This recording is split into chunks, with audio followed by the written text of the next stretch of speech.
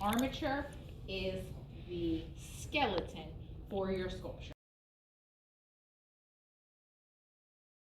Use some newspaper. It can be printed, it could be plain, whatever it is, just junky newspaper.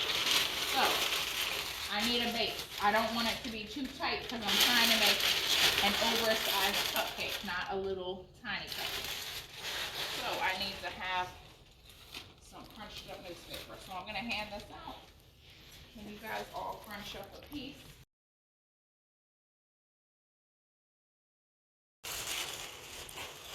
So somebody could help hold the pieces together because it's going to be harder to do this by yourself. So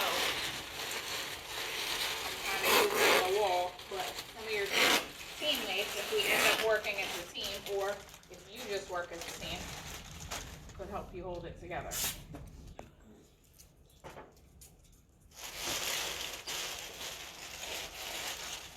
Remember, you are the boss of the art material.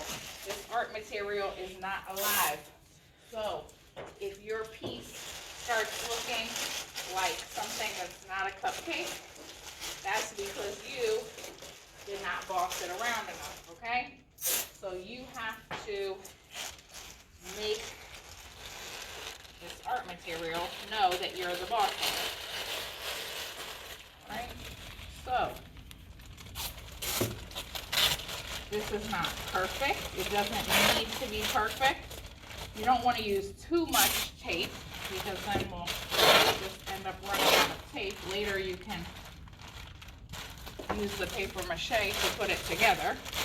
So I'm going to press it down with my and manipulate it. I can add some more tape to manipulate it, just like I did with the clay. So now that kind of looks like the base of a cupcake, but not really the top. So crumpled together here. So you want to make sure they're separate so you can get more volume. Okay? And this one has, oh no, that's a big one. Alright, so now I would like my cupcake to have a swirl of icing. So I'm going to make this in a longer kind of tube. You would use, just like you would use for different clay that you're working with, but it's not an exact science. So again, if you're the boss of this art material, and you've got to decide how it's going to work for you. Okay? So I want my piece to be longer than that. I'll take this down.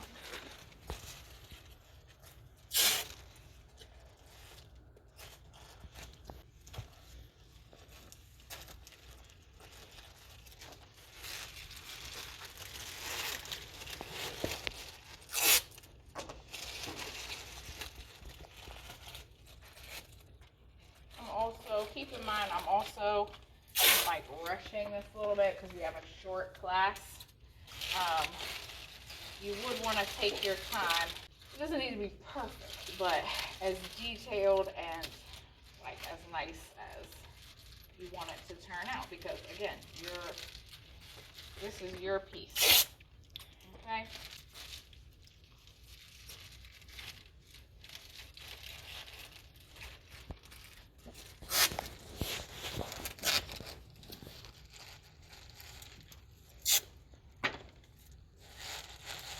Okay, a blade-shaped cupcakes, and the paper mache will really help this when we put on the strips of paper mache, which you'll see next class.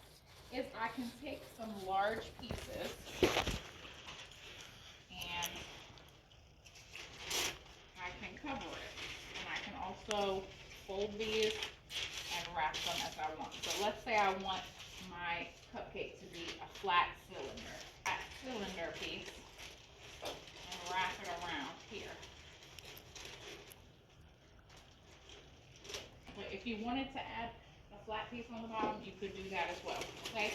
So now my cupcake looks a little more like a cupcake. Now, if I want these frosting swirls to be a little neater and nicer, I could also take newspaper, rip it up. Remember, there's a grain to newspaper, okay? So anytime you're ripping it, find the way that it will rip straight. Because if you try to rip it the other way, it will not rip straight, okay? So you could take these smaller pieces and you could wrap them around just like I did with the cupcake. This doesn't need to be perfect. We're gonna make our paper mache like wet and manipulate this newspaper and press it and change it a little bit. I would be okay with this as the basis. I know it doesn't look like much now. You'll see next class. But I would say that that is a good armature to start with.